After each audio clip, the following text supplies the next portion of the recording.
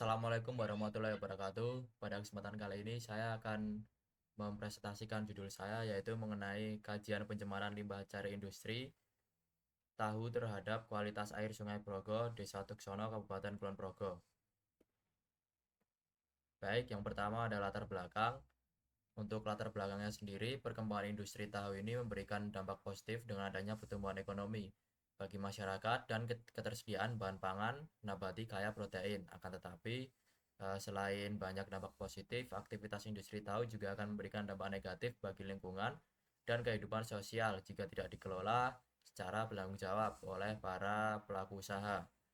Kemudian untuk aktivitas industri tahu ini menghasilkan sisa kegiatan limbah berupa limbah padat, cair, dan gas. Limbah padat sendiri ini berupa ampas kedelai atau okara. Untuk air limbahnya berupa air limbah whey atau sisa penggumpalan sari kedelai, dan limbah gas atau asap dari proses pembuatan steam. Kemudian yang kedua ada rumusan masalah. Untuk rumusan masalahnya sendiri yang pertama adalah bagaimana pengaruh limbah cair whey dari industri tahu terhadap kualitas air dan ekosistem perairan di sekitar lokasi pembangunan. Yang kedua, apa saja kendala teknis, ekonomis, dan sosial yang dihadapi oleh produsen tahu skala kecil dalam skala kecil pengelolaan limbah padat dan cair hasil produksi tahu. Nomor tiga, bagaimana potensi pemanfaatan limbah padat ampas kedelai dari industri tahu sebagai bahan baku alternatif dalam produk bernilai ekonomis. Kemudian ada tujuannya. Untuk tujuan sendiri, pertama mengetahui kualitas air buangan sisa produksi industri tahu. Yang kedua untuk mengetahui karakteristik dan mutu air sungai di Desa Tuksono. Yang ketiga mengetahui indeks pencemaran air. Kemudian ada batasan masalah. Agar penelitian ini lebih terarah dan fokus, ditetapkan batasan masalah penelitian sebagai berikut. Untuk yang pertama, penelitian ini hanya menganalisis pencemaran air dari limbah cair yang dihasilkan oleh proses produksi tahu di Desa Tuksono.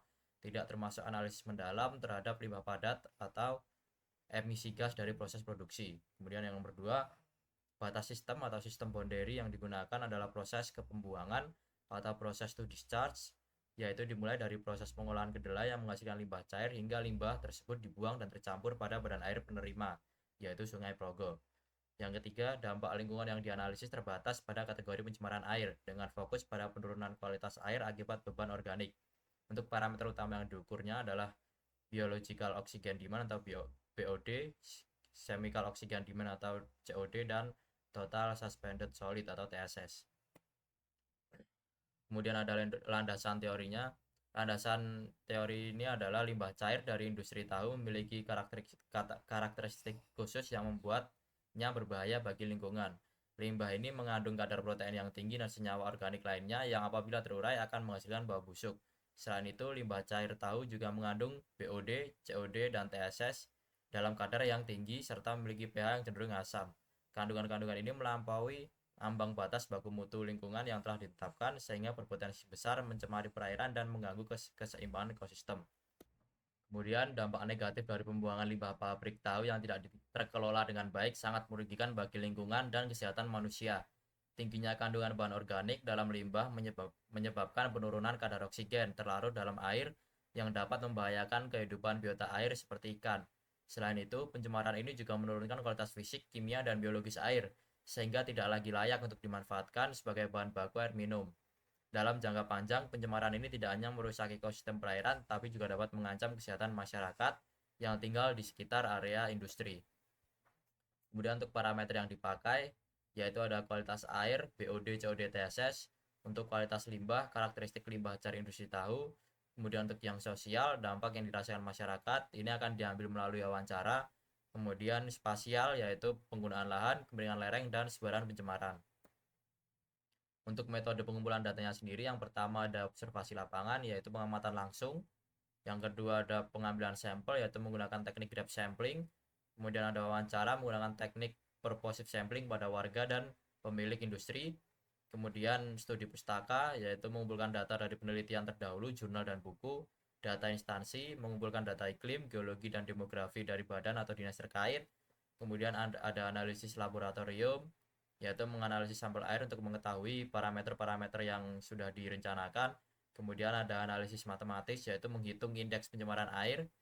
Kemudian analisis deskriptif, yaitu menginterpretasikan data hasil wawancara.